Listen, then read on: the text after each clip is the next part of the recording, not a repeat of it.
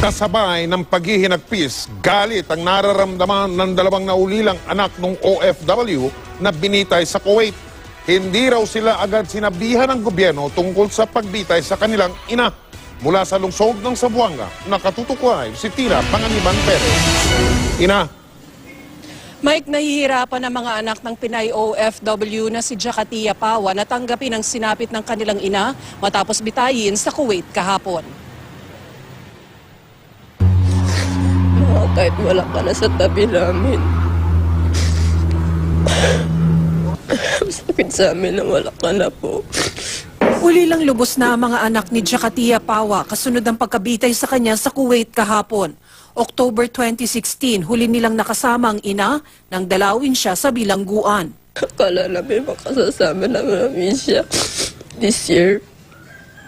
Hindi pala. Ganun na lang po. Hindi pa kayo makapaniwala. Ang kanilang ama napatay noong 2012 matapos pagbabarili ng dalawang lalaki na kamotorsiklo sa harapan mismo ni Hadisa. Hindi pa rin nahuhuli ang nasa likod ng pamamaslang. At kasabay ng pighati, ang galit ng mga anak ni Jakatia.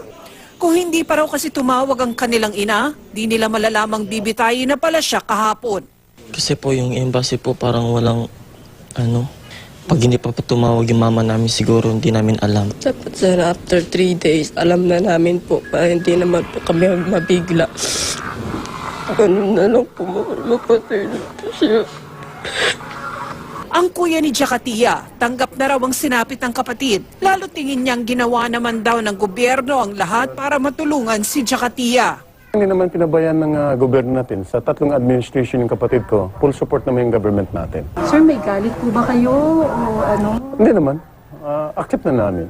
Ang OWA nagpaabot na ng pakikiramay at tutulong daw sa mga naiwan ni Jakatia. Hindi natin iiwanan yung pamilya, lalo na yung dalawang anak na binilin din mismo ni Jakatia. We can shoulder travel to Manila, and of course if the family ultimately decides to visit her gravesite in Kuwait kasi nailibing na sa Kuwait, ay tutulong din kami sa transportation. Kasama sa mga ipinangako ay 120,000 pesos na financial assistance, scholarship para sa mga anak ni Jakatia, 15,000 pesos na livelihood assistance at psychosocial counseling. Masama ang loob sa gobyerno ng mga anak ng binitay na OFW na si Jakatia Pawa dahil mismong sa ina pa nila nalaman na matutuloy ang pagbitay. Sabi ng grupong migrante sa pagkakataong ito raw, tila nakita ang anilay pagpapabaya ng gobyerno kay Pawa. Live mula sa Zamboanga City, may report si Tina Panganiban Perez. Tina.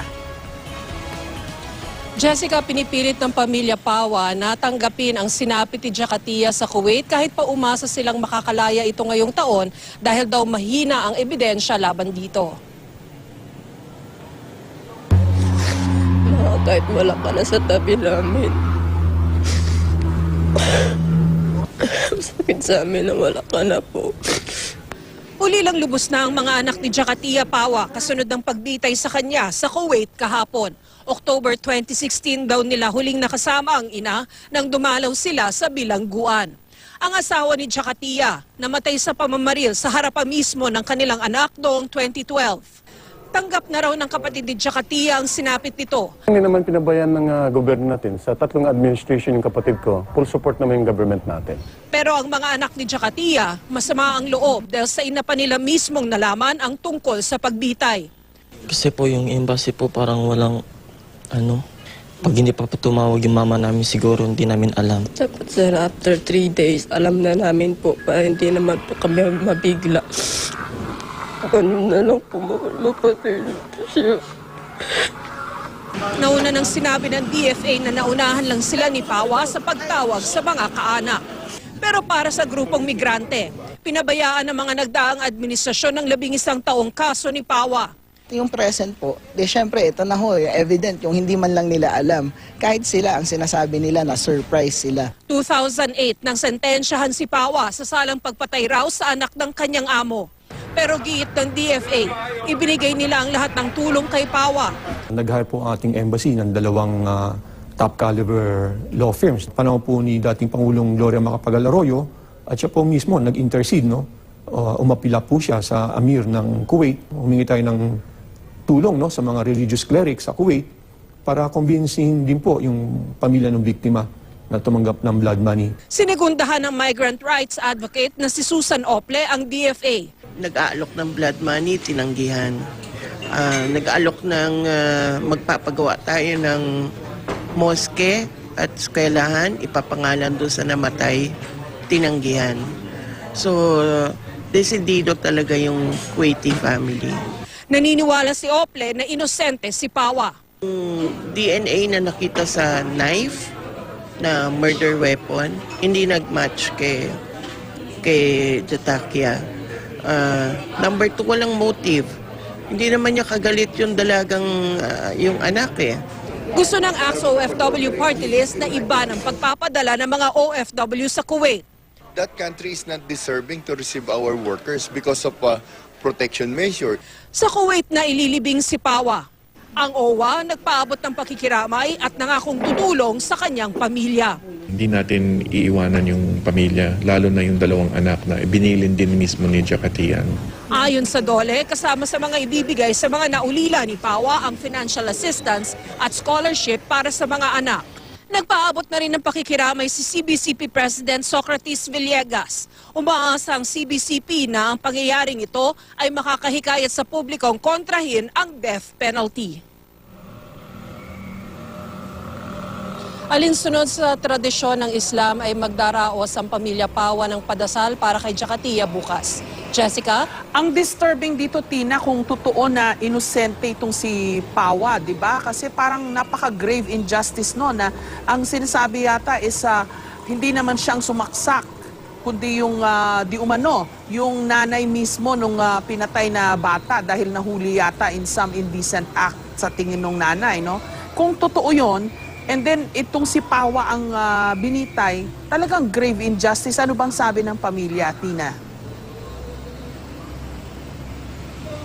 Naninindigan yung pamilya ni Jakatia Jessica na 100% na inosente siya. Kaya nga sa huli nilang pag-uusap kay Jakatia bago ito bitayin sa Kuwait, ay sinabi ni Jakatia na wag na lang umiyak yung kanyang pamilya para sa kanya dahil sigurado si Jakatia na didiretso siya sa langit, Jessica. Dahil alam niya wala siyang ginawang krimen, wala siyang ginawang masama.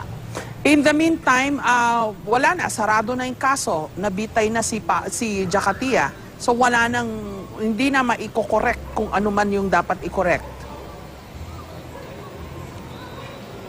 Tama, Jessica, yan din na ang ginagamit na argumento ng mga kontra sa death penalty dahil nga sa tsansa na ang mapaparusahan ay posibleng inosente. The Department of Foreign Affairs confirmed the execution of Jakatia Pawa, the Filipina sentenced to death in Kuwait for murder at 3:19 in the afternoon Wednesday. Pawa was sentenced to death by the Kuwait's Court of Cassation in 2010 for the killing of her employer's 22-year-old daughter in 2007. Eunice Monte has more of the details. The Department of Foreign Affairs confirmed the sad news earlier that a Filipino domestic helper was executed today in Kuwait. In a press conference, DFA spokesperson Asik Charles Jose mentioned that Jakatia Pawa was executed at 3:19 p.m. Manila time. It is with deep sadness that we announce the execution today of Jakatia Pawa, a Filipino OFW in Kuwait. We extend our sincere condolences and sympathies to the family of Ms. Pawa. DFA expressed their condolences to the family, explaining all their efforts trying to save her, including hiring top lawyers in Kuwait. According to Asik Jose, the only thing that could have saved Pawa was the forgiveness of the victim's family, which obviously wasn't given. In the case of Pawa, we have been trying to negotiate the blood money. That's why we have been working on this since 2007. But I think the family refused and requested or demanded the implementation of the death sentence. That's why the Kuwaiti government carried out the death sentence. Asik Charles Jose also mentioned that Malacanang was aware of Pawa's case, specifying all the efforts made to save Pawa's life, including diplomatic, political, and even religious channels. Pawa is just one of the 3 women executed together with a Kuwaiti and an Ethiopian. According to the past statements of Pawa, she is just being accused of a crime she would not ever dare to do, and it was the victim's own relatives who killed the 22-year-old daughter of her employer in May 2007. It can be recalled that Pawa was found guilty and sentenced to death in year 2008. An appeal was filed, but an appeals court upheld the death sentence in 2009. And in October 2016, her family was able to visit her in Kuwait. Now, it's up to the family of Pawa if their remains are to be brought here or to be buried in Kuwait within 24 hours following the Muslim tradition. Meanwhile, OWA is ready to give monetary and educational benefits to the children of Pawa.